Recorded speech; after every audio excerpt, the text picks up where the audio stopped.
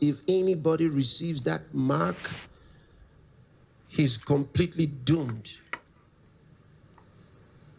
That's what the Bible says. It says, if anyone receives that mark,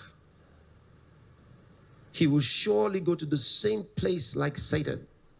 He will surely go to the lake of fire. There's no forgiveness, and I'll tell you why. There's no forgiveness because it's not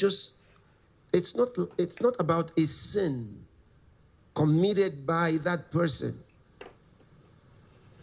It says anyone who receives the mark of the beast will have no place with God. Never.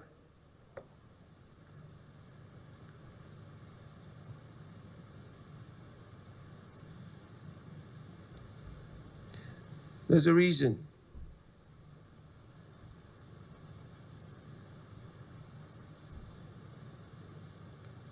There's a reason for it.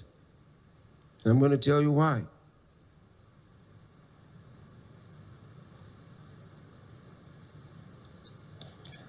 Because that mark, as I just said, is an intelligent mark. Through that mark, you can be controlled. Through that mark, so it's not just a mark.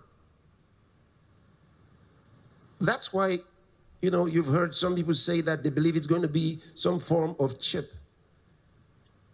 through which information can be received or transmitted. And the truth of the matter is that means it'll be able to control your thoughts. Now, why were the nations that were destroyed in the Old Testament, why were they destroyed? The Canaanites, the Girgashites, the Jebusites, all of those nations that were destroyed for Israel to come into their land. Why were they destroyed? The Bible tells us why. They were no longer normal human beings. The Bible tells us how that angels, fallen angels, had mixed with them. They were a corrupted race of people.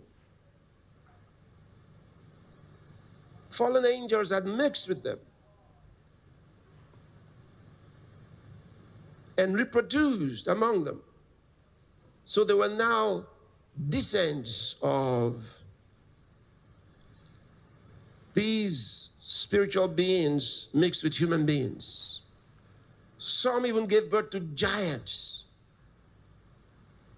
like Goliath and his brothers. There were other giants. And so, because those nations were nations of people who had been corrupted, their nature had been corrupted by these fallen angels, they were no longer normal human beings. Their thoughts were thoughts of demons, devils. They were full of wickedness. And this is what the Bible shows us. And this is why God declares, don't take the mark. You never should. Now, the time that Satan should have this happen should rightly be after the rapture of the church. But he wants to do it ahead while we're still here. And that's why we say, no, we are not going to let this happen, because the Bible tells us that God has given us the authority to determine what happens in our times. So we're not going to let this happen. That's why you must pray, and don't leave your future and your faith in the hands of other people. Don't hope that somehow someone else is praying for you. You've got to be a part of it. You have to pray not only for yourself, but for other Christians around the world. Pray for the nations of the world.